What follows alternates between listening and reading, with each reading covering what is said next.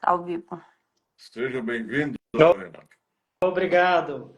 Tudo bem? Tudo tranquilo. E você, como é que tá? Na luta, graças a Deus, tudo tranquilo. Essa luta já está incluindo a pré-campanha? Já estamos aí na luta. É bom. Tem que mostrar mais a cara. Estou correndo aí, correndo na cidade. Pois é, né? Inclusive, o nosso almoço de sábado pode ser uma oportunidade boa para você aparecer também. Sim, vamos lá, vamos ver. Eu estou com a agenda no sábado, está bem corrida, mas vamos dar um jeito. Pois aí. Vamos lá, então.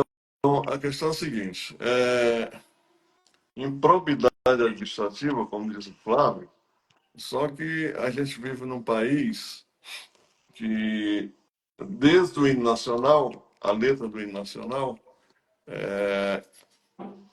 as pessoas têm dificuldade de entender, porque a língua é muito rica, muito grande, muito cheia de opções. E aí eu me lembro, só rapidinho, não tem nada a ver com o assunto não, mas eu me lembro que em 1975, eu fazendo a quinta série, aí tinha um aluno em Ceilândia que a gente se reuniu para cantar o hino nacional e ele disse que não ia cantar não, porque o hino não tinha nada a ver com a pátria dele. Aí rapidamente apareceram uns homens, carregaram o Tonzinho, que nunca mais ele voltou. Aí a gente pergunta, quantos Tonzinhos não desapareceram da mesma forma? Verdade. Aí, cara, se ele conhecesse o hino, ao pé da letra, o significado de cada palavra, de repente ele já até poderia ter cantado. Mas improbidade administrativa, que é a questão do juridiquês, a gente sabe muito bem na prática, mas começando pelo lado positivo. Probo seria na prática o quê?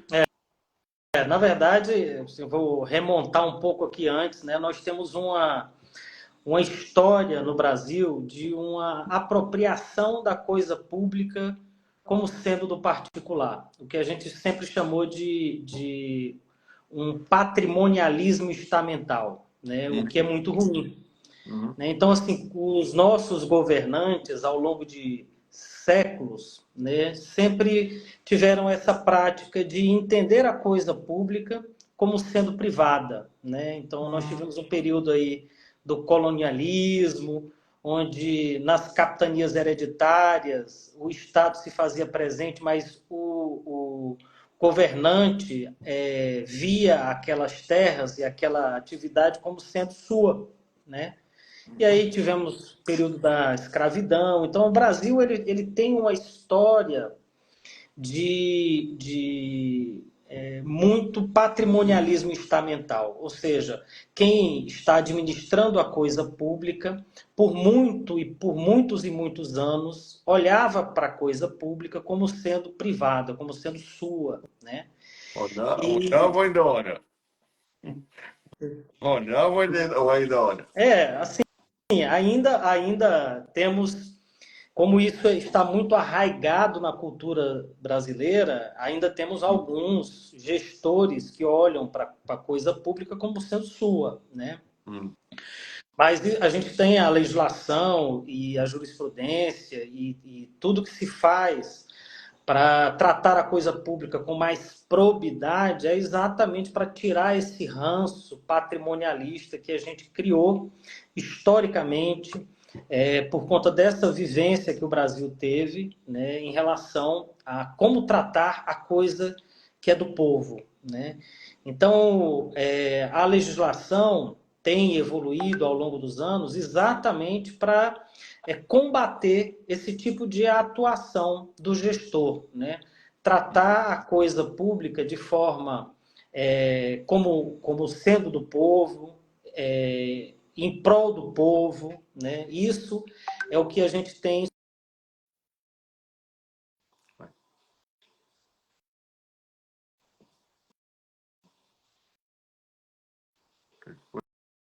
Avisa para.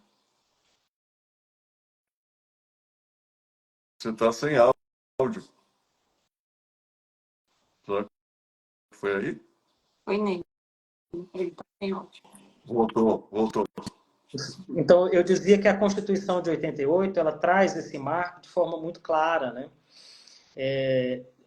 Determinando de forma evidente que o gestor tem que tratar a coisa pública em prol do povo. A máquina tem que ser gerida em prol do povo, o beneficiário tem que ser o povo. E aí, a legislação de lá para cá tem determinado punições graves para aquele agente político que gera, por um ato doloso, um dano ao bem público, ao patrimônio público, ou de alguma forma se beneficia da sua ação ou da sua omissão, se enriquecendo ilicitamente, né, ou violando princípios que regem os atos administrativos.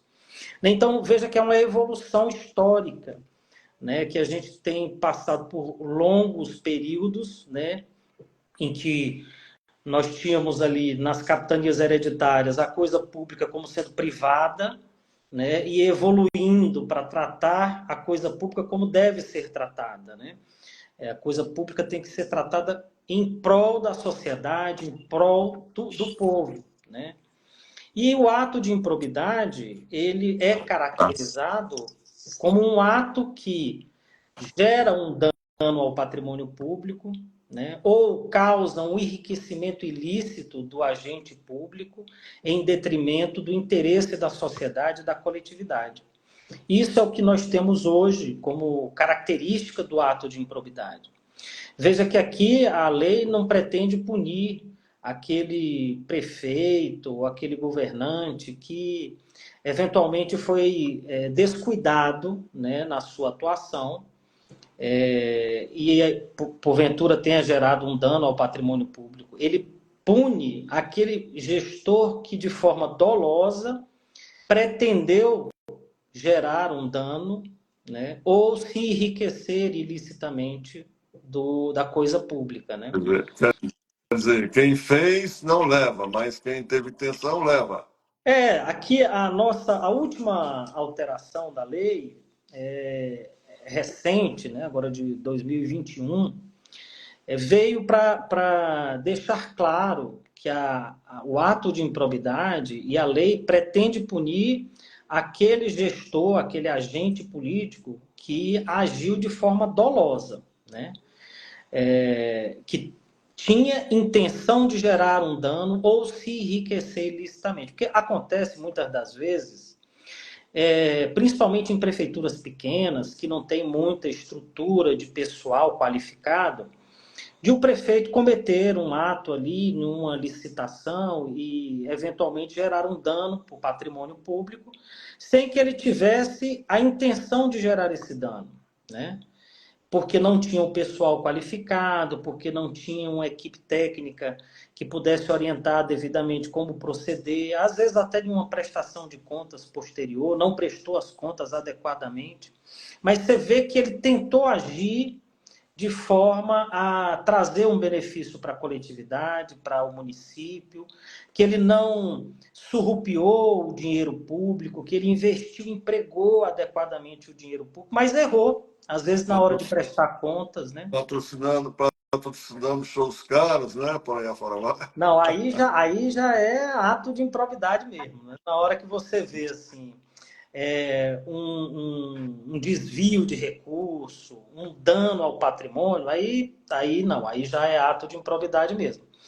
Então, assim, mas eu estou falando aquele erro, às vezes presta contas e aí deixou de prestar ou presta as contas de forma inadequada, mas empregou, executou a obra, construiu o colégio, construiu a unidade escolar, entregou para a sociedade aquilo que ele se propôs, a lei não pune essa pessoa, né? Eu estou Então, brincando. é Eu estou complicado. brincando. Entendi. Eu estou brincando. com você, Aham. mas, mas o fato é que eu estava vendo outro dia uma espécie de, vamos dizer, relatório de tudo que se exige em matéria vamos dizer, de opções das qualificações orçamentárias para que as pessoas executem da melhor maneira possível. E é uma coisa assim, extremamente complicada, que não caberia de maneira nenhuma a qualquer um assumir, por exemplo, um cargo de prefeito, secretário, porque é muito, vamos dizer, é muito complicado um orçamento desse para as pessoas que não têm conhecimento nenhum.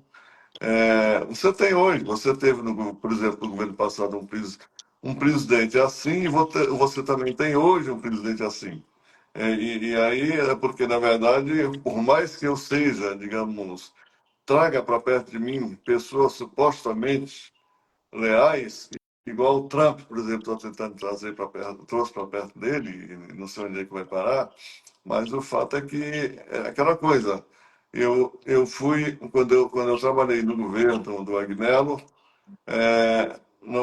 eu fui, no segundo tempo, eu fui para a subchefia de gabinete, mas no primeiro tempo eu fiquei no ensino especial e muita coisa eu sei que aconteceu que não era para acontecer, porque as pessoas, em primeiro lugar, atendem aos, vamos dizer, aos particulares. Em segundo lugar, não entendem também, vamos dizer, de como ocorre, de como se deve se aplicar, juntar demandas mais recursos para que as coisas sejam executadas da melhor maneira possível. Então, é uma coisa que a gente se preocupa muito aqui com o Brasil, exatamente por causa da falta de preparo do pessoal de fazer esse trabalho. Mas, desculpa a intervenção, Não, por a favor, intervenção continue. foi perfeita. Você veja bem que a questão da corrupção e da falta de ética, ela é cultural mesmo. E você tem a Uhum, corrupção, você verifica a ocorrência de corrupção em todos os níveis, dentro da hierarquia da administração pública, principalmente no executivo, mas em todos os poderes, né? E às uhum, vezes você está numa posição de comando e ocorre uma corrupção na parte mais inferior da hierarquia, né? Às vezes, uhum, no sim, atendimento ao público, você dá prioridade a quem não tem uma prioridade legal. Você já sim, poderia ver que você viola um princípio da administração pública, que é o princípio da legalidade, né? uhum, E ali você teria como configurar um ato de improbidade. Então, é complicado hoje para muitos políticos, e os bons políticos sofrem por isso, porque às vezes respondem por processos, e a lei foi modificada exatamente para evitar essa perseguição desmedida do Ministério Público aos bons gestores. Bons políticos deixam de entrar na política exatamente com medo dos processos que vêm, às vezes por um ato que não foi ele que cometeu, que ele não se envolveu, às vezes um ato de um subordinado.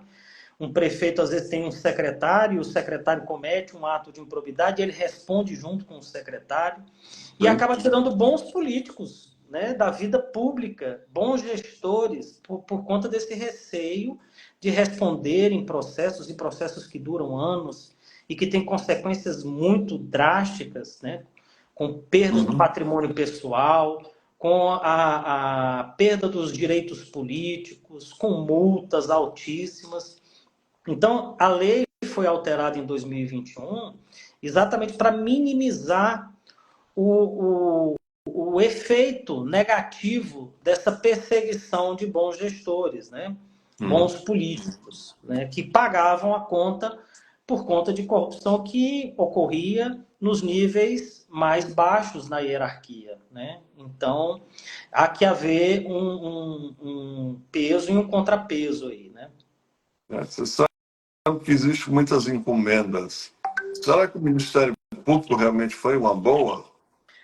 O Ministério Público, ele com certeza foi muito valioso para a nossa democracia, né?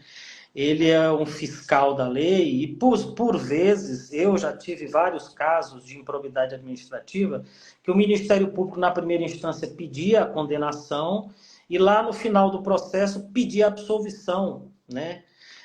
a função do Ministério Público como um guardião da sociedade realmente é muito importante, não só no Brasil, mas no mundo inteiro, né? Então, assim, eu não tenho dúvida. O que a gente tem que melhorar são os excessos, né? Os excessos precisam ser combatidos. Essa alteração recente na lei de improbidade foi uma resposta que o Legislativo deu aos excessos do Ministério Público, né? E a lei deixou mais claro agora que eu só posso perseguir se eu, Ministério Público, demonstrar que aquele político agiu de forma dolosa, com intenção de se enriquecer ilicitamente, de gerar um dano ao patrimônio público ou de violar os princípios que regem os atos administrativos. Então você veja que há o peso e o contrapeso, né? Se de um lado o Ministério Público avançou para processar quem não deveria, por outro lado, o Legislativo veio dando a resposta, dizendo, olha, peraí, não pode ser assim, vamos ter que deixar as coisas no seu devido lugar. Não podemos perseguir um político que foi só descuidado, né? Mas que agiu de forma correta. Principalmente se ele for ligado a uma determinada bancada, tipo da bala e outras mais. Nós temos aí vários vieses aí, né? Alguns, inclusive os membros do Ministério Público, sustentam que essa nova redação da lei enfraquece muito o poder do Ministério Público de perseguir os maus gestores, né? Eu penso que foi uma resposta e que, na verdade, há que haver esse ajuste, sim. Pois é, mas é porque a gente fica pensando, doutor Renato, se tem um monte de gente, vamos dizer, são uma espécie como é que eu vou dizer, meu Deus? Espécie de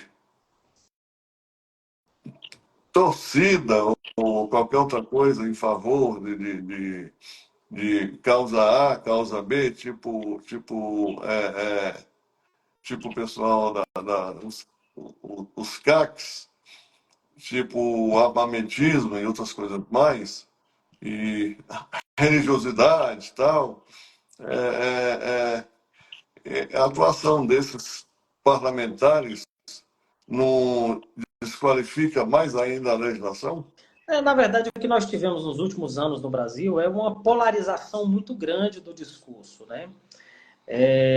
Nós temos aí uma divisão até da sociedade nesses polos que se colocaram na vida política. E aí, uns defendem uma linha conservadora, uma linha armamentista, outros defendem a linha do desarmamento e tal.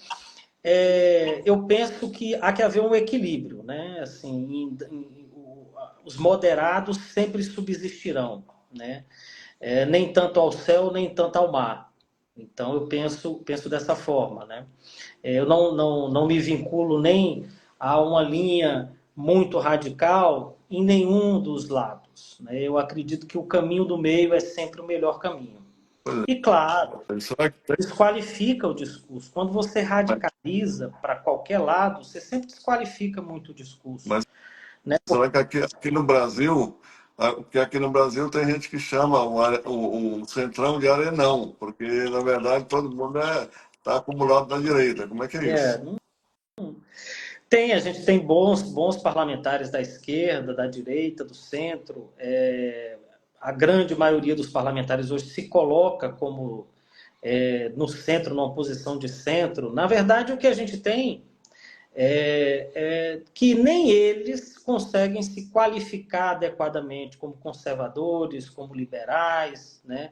Essa que é a grande verdade. Pois aí você tem ainda,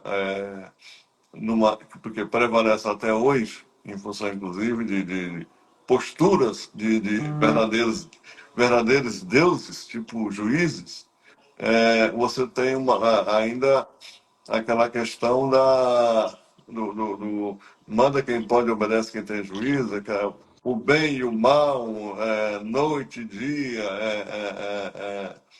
Deus, o diabo e por aí fora vai. Quer dizer, É como ou você é isso ou você é aquilo, quer dizer, como é que a gente, por exemplo, é uma dialética meio complicada, porque se nós tivéssemos pelo menos uma trialética, mas o pessoal não fala até nisso, digamos, tem o bem, tem o mal, mas fala na trialética, mas não denomina qual seria o nome da outra opção que ficaria no É, centro. Como é que a gente, o como é que a radicalismo, gente o pensaria? radicalismo leva para essa situação. Aquele que não pensa como eu penso é o ruim, né? Eu não entendo a democracia assim. Eu entendo que a democracia ela tem que ser um diálogo constante. Eu tenho que ouvir aquele que principalmente ouvir e dar voz àquele que pensa e fala diferente do que eu penso e do que eu falo, né? A Uhum, democracia, para ela ser bem sucedida, por exemplo, como advogado, vou sempre defender o direito de liberdade de expressão e de livre manifestação do pensamento, mesmo daquele pensamento que eu não concordo.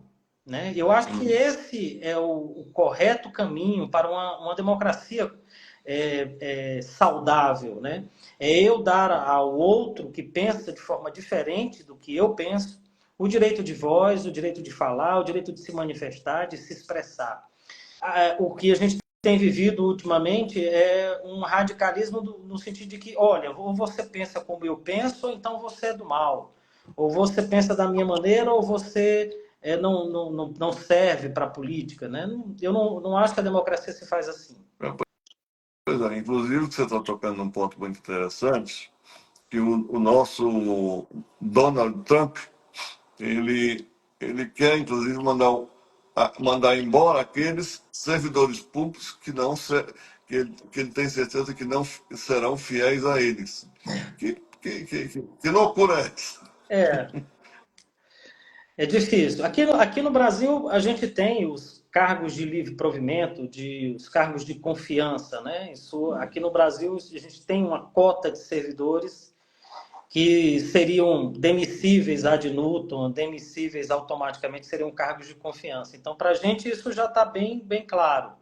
Lá nos Estados Unidos, ao que tudo indica, ele pode demitir quem ele quiser, né? Sem que tenha Vai estabilidade. fazer tá fazendo um PDV. É, um PDV geral.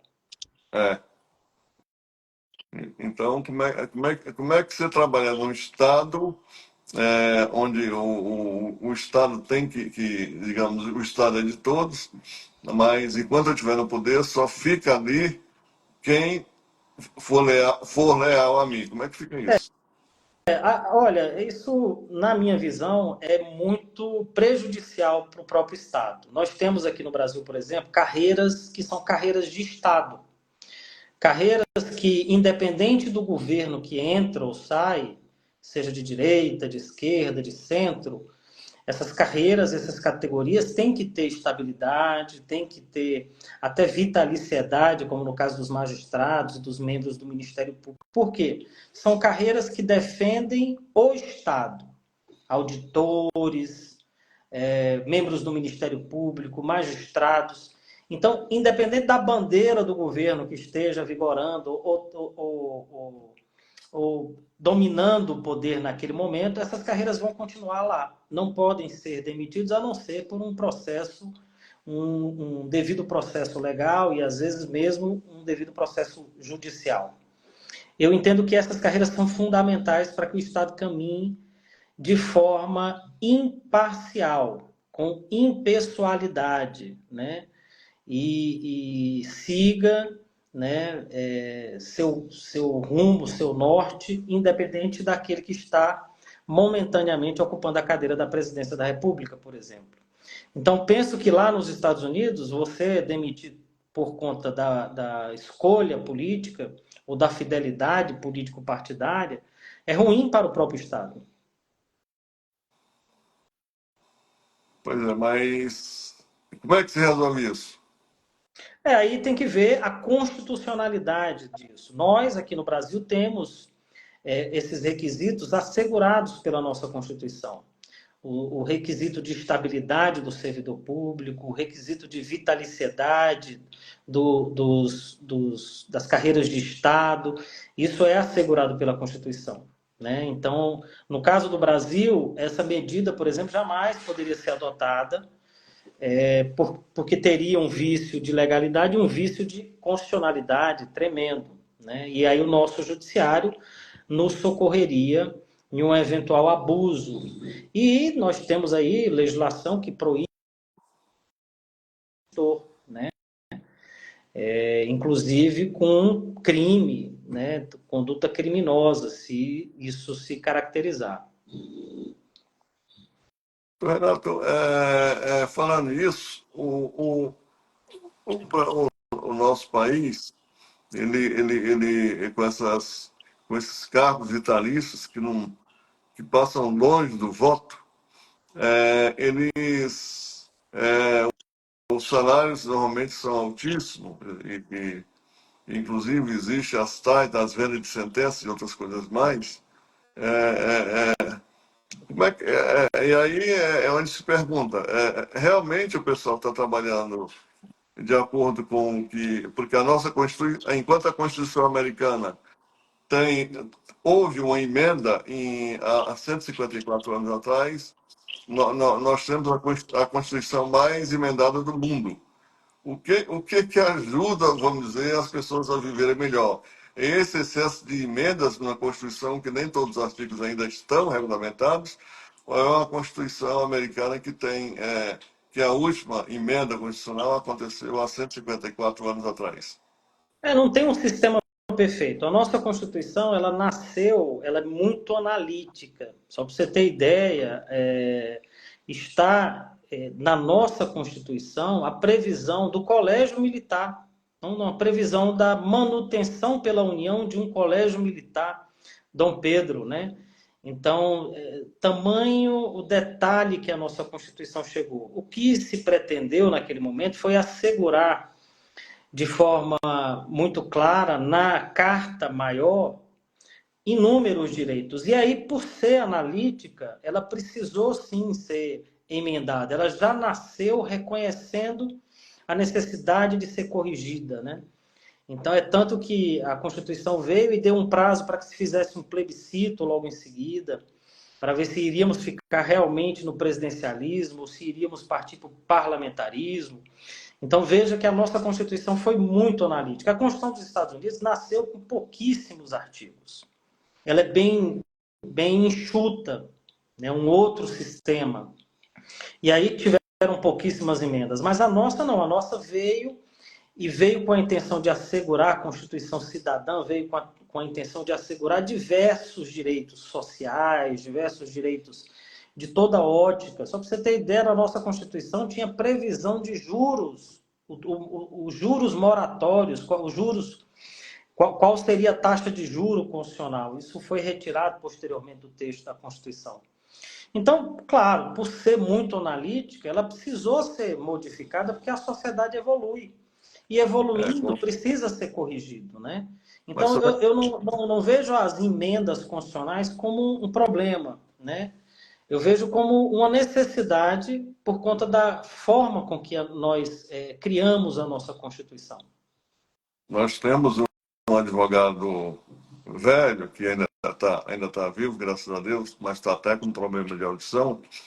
E ele, uma vez, a gente conversando sobre isso, ele disse que a nossa Constituição tinha até matéria de portaria. Então, diante vamos dizer, desse sistema extremamente analítico que você está colocando, será que não, igual às leis, será que não abriu-se muitas brechas para muitas coisas que, de repente, com o tempo, vai precisar logo de uma nova Constituição? Com certeza. Nós tivemos... mas isso decorreu exatamente... Nós tínhamos saído de um regime militar onde vários direitos tinham sido cassados, né, direitos políticos, né? Então, assim, a gente viveu um regime militar e esse período fez com que a Constituição precisasse assegurar muitos direitos, né? Direitos sociais, direito de primeira, segunda, terceira geração.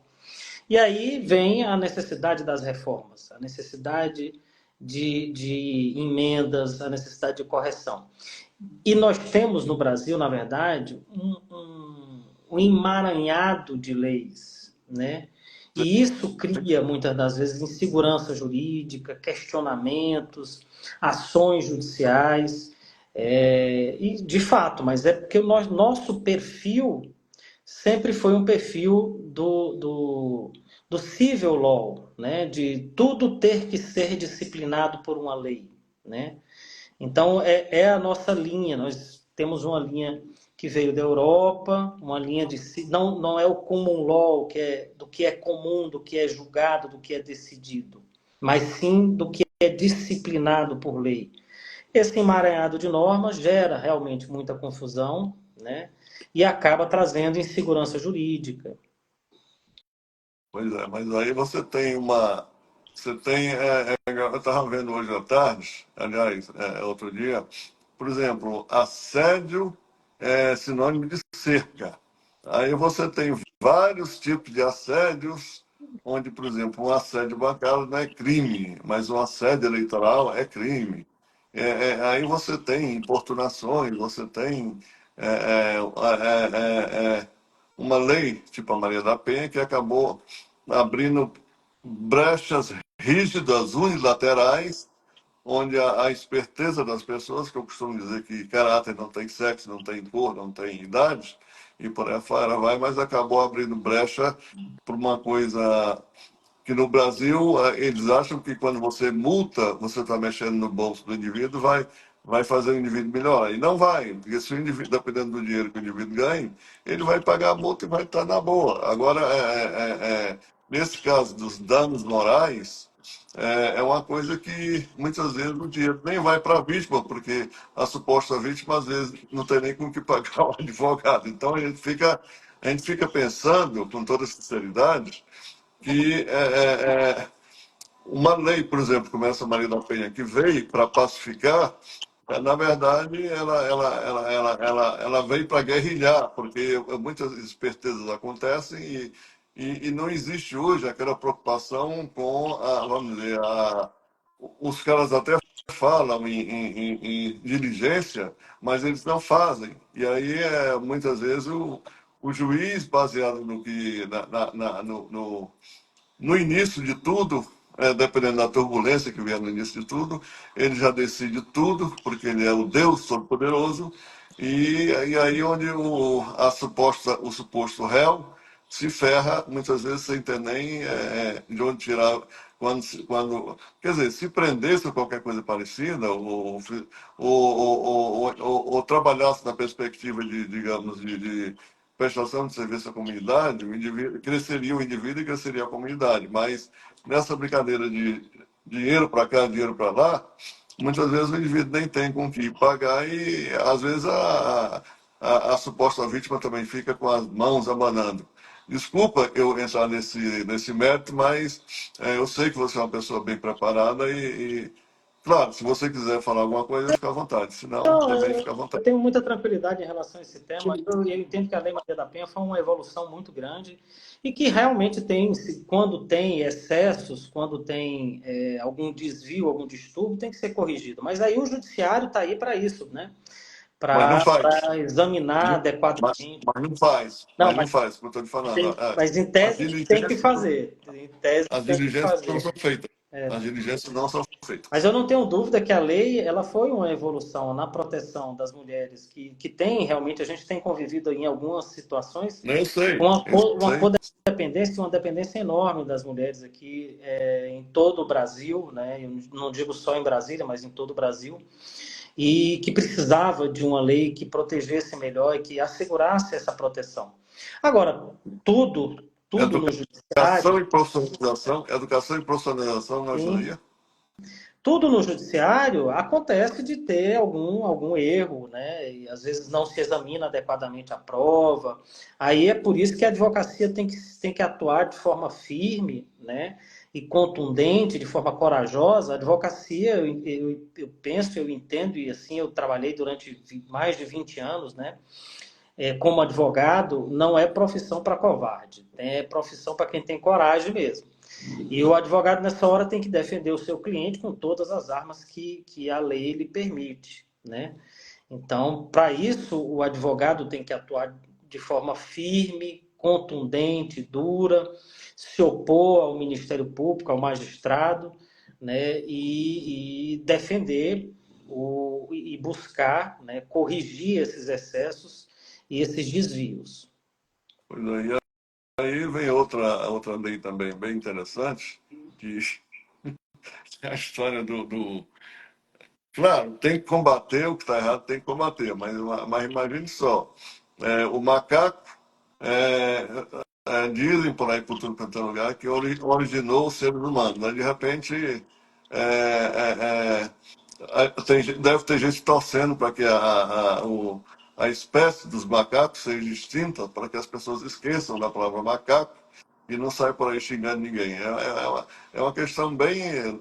Claro, eu estou brincando, também não sei se viria alguma consequência, mas o fato é que a gente precisa ser mais, vamos dizer, evoluído, mais sábio e não sair por aí usando e abusando, vamos dizer, das chamadas zoeiras, tipo, que eles consideram também os, as coisas que acontecem com os alunos nas escolas, tal, onde. Porque eu esqueci a palavra aqui, mas Bullying. tem uma palavra. O bullying, exatamente. O bullying, que o bullying digamos, é qualquer coisa sistematizada, só que na prática é o que eles chamariam de zoeira, porque o brasileiro sempre trabalhou assim, aí a coisa.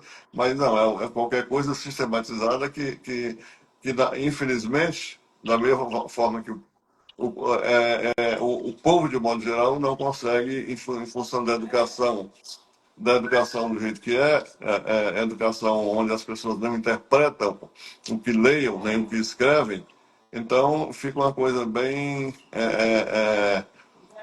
relaxada. Como é que a gente resolveria essa questão educando mais as pessoas? Eu acho que a educação é fundamental, né? Nós precisamos ter nas nossas escolas essas orientações específicas para evitar bullying, evitar racismo, evitar muitos problemas. Isso é uma questão de civilidade, é uma questão de educação mesmo, né? De ética, de uma conduta mais, como é que eu vou dizer? Mais republicana, mais democrática. Isso tem que ser bem, bem direcionado desde a primeira infância, né? Para evitar o que a gente tem hoje, né? Como assédio, eventualmente uma conduta racista. Então, assim, hoje isso tem que estar já bem norteado desde a primeira infância. As crianças têm que aprender isso já na escola, né? Eu acho que passou a época antiga que tudo era permitido e tudo era brincadeira. Hoje nós estamos vivendo outros tempos, né? Bom ou ruim, a lei proíbe, bom ou ruim, existe as leis, né, vedam esse tipo de conduta. André, mas você está falando na questão do assédio que você citou, e eu falei lá atrás, mas essa brabeza firme, daqui a pouco ninguém vai mais poder dialogar, ninguém vai mais poder fazer proposta ou pedir engajamento. Como é que faz isso?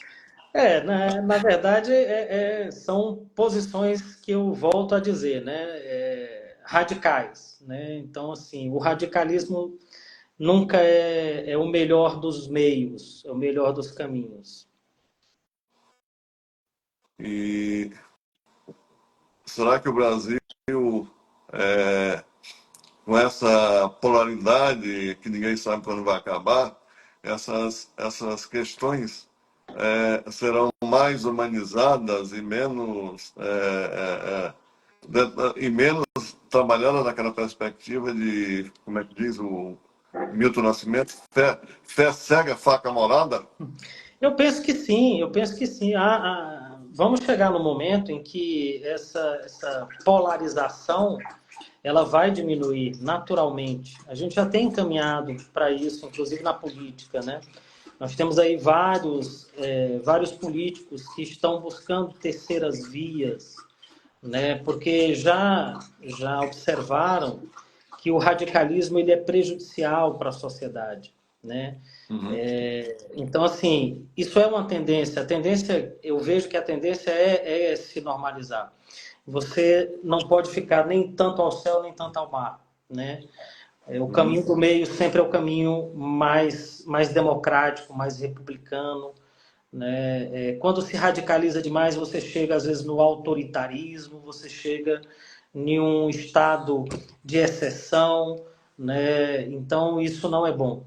Eu penso que a tendência agora é minimizar o impacto dessa dualidade e a sociedade, o Brasil como um todo, buscar um caminho mais moderado. É aquela coisa, se tem Deus de um lado e o diabo do outro, tem que ter alguém no meio. Senão a coisa complica muito e ninguém. Fica difícil fazer opção. É complicado. Mas, então, Renato, vamos, no começo eu não fiz a pergunta, mas agora vamos rapidamente. Quem é Renato Barros? Olha, Renato Barros é um filho de Brasília, nascido aqui. Morei um tempo no Piauí, meus pais são piauienses, mas estudei aqui no Sigma, estudei na UNB, estudei na Uhum, UDF, me formei em Direito na UDF, uhum, sou advogado há 22 anos aqui em Brasília, atuei muito nos tribunais superiores, atuei muito no Tribunal Regional Federal, no TJ, tenho uma vida dedicada à OAB e à advocacia. Renato é uma pessoa que tem um trabalho desenvolvido no terceiro setor, com ações sociais, buscando a humanidade, buscando entregar para a sociedade um pouco daquilo que ele ganhou na sua vida profissional. uhum. Renata é uma pessoa preocupada com as mulheres, com o empreendedorismo para as mulheres. Eu faço vários atendimentos jurídicos gratuitamente, né, para dar orientação para mulheres vítimas de abuso doméstico, de violência doméstica. Então, eu sou um filho de Brasília que quer devolver algo para a sua sociedade, algo em prol dessa cidade que tanto ajudou, tanto me deu de alegria. Eu tenho 2 filhos que são daqui, nascidos aqui em Brasília. Vou ter Uhum. meu terceiro filho agora, com a graça de Deus, em março, Bom, muito bom. Maria Fernanda, né? E eu sou essa pessoa simples, tranquila, que quer entregar para a sociedade um pouco daquilo que eu adquiri de experiência, de vivência, né, de patrimônio, né? Eu tenho esse viés social, o terceiro setor tem me abraçado muito e eu fico muito feliz, muito feliz como ser humano de poder ajudar a quem mais precisa. Brasília é uma cidade de contradições enormes, onde você tem uma concentração de poder e riqueza na mão de poucos e você vive e experimenta e vivencia pobreza extrema andando na cidade, né? E isso me toca muito e é por isso que eu trabalho e é com essas pessoas que eu quero me envolver, me abraçar para poder solucionar essa situação que eu acho injusta. E tem um projeto, né, que é o Justiça para Todos, que engloba não só orientação jurídica, mas justiça no sentido social mesmo, de entregar algo, de tirar aquela pessoa de uma situação de vulnerabilidade, vulnerabilidade que às vezes é alimentar mesmo, né? Às Uhum. vezes a pessoa tem comida para almoçar, mas não tem para jantar. E isso a gente vive aqui em Brasília e muita gente vive uma bolha e não sabe que muita gente aqui passa muita necessidade. Renato, é engraçado, você está falando uma coisa muito interessante, que a gente tem presenciado, porque eu estou aqui desde 75, e a gente tem presenciado um inchaço populacional que o Roriz começou, inclusive trazendo gente de Goiás para cá e empregando no dia seguinte na Nova Cap, dando lote, aquela coisa toda. E nessa brincadeira toda, hoje, por exemplo, você tem, por exemplo, o povo é convidado para ir ao jardim zoológico, mas ninguém é incentivado para visitar os encantos do Jardim Botânico. E aí você vê, por exemplo, um sol nascente e você vê também um Entre-Lagos. Quer dizer, justamente duas coisas opostas. Como é que se faria para que as pessoas tivessem mais acesso a essas coisas? É distribuição de renda. Nós precisamos de governantes que façam isso acontecer, né? Aqui em Brasília você roda do centro da capital 20 quilômetros em qualquer direção, você vai encontrar pobreza extrema, né? E muita gente não conhece essa realidade. Quem conhece essa realidade trabalha para minimizar o impacto dessa diferença absurda de distribuição de renda, né? Então, assim, precisamos qualificar os nossos trabalhadores, precisamos dar dignidade, condições de moradia digna, condições de crescimento, né? Por isso que eu defendo muito o empreendedorismo das mulheres, para que elas possam ter sua primeira profissão, seu primeiro trabalho, sua primeira fonte de renda. Mas não sai por aí engravidando à toa, não, porque quando pensa que não, está cheio de menino e ela não vai saber como cuidar. Então, empreender é bom. Agora, ter menino à torta e à direita, a coisa pode Ah, complicar. com certeza, com certeza. Então, é essa a questão. Mas eu quero, de antemão, dizer que é uma honra muito grande tê-lo aqui, o Flávio, que é uma pessoa muito boa, o Alírio, que não sei se está assistindo a gente também, são pessoas muito boas que a gente vem acompanhando. Eu quero me aproximar de você também para a gente poder ajudar a engrossar isso. A honra foi toda minha. O Flávio é meu primo, eu gosto mais dele. O Alírio é um grande amigo, um parceiro. Vamos estar juntos aí nessa batalha da advocacia, né, do social. Ele é uma pessoa extremamente humana. Conheço os dois há muitos anos e são pessoas maravilhosas mesmo. O senhor tem toda a razão. E para mim é uma honra. Eu é que agradeço o convite, estou sempre à disposição. Conte comigo no que precisar.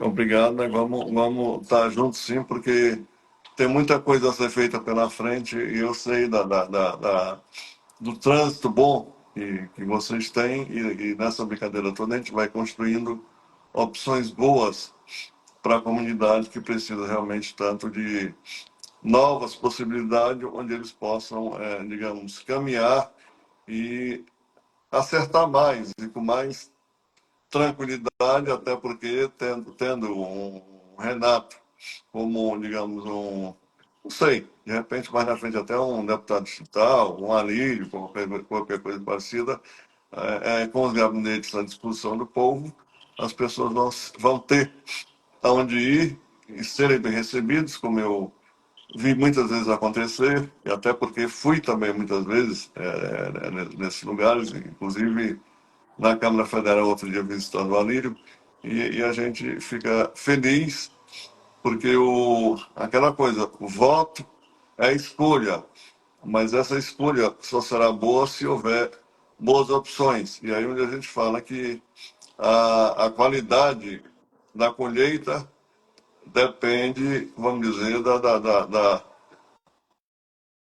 da plantação feita. As Então, e com semeadoras, né? certeza, então você está plantando bem e as pessoas vão colher juntos com você o que tiver de colher de positivo e a gente fica feliz e vou querer te conhecer pessoalmente logo, logo. Vamos juntos, foi um prazer enorme. Eu que agradeço o convite. Estamos juntos nessa batalha e eu tenho certeza que vamos trazer muita coisa boa para a sociedade de Brasília que merece. Então, muito obrigado. Que Deus nos abençoe. Amém. Um forte abraço. Um abraço a todos os ouvintes aí. Até mais. Até mais. Obrigada.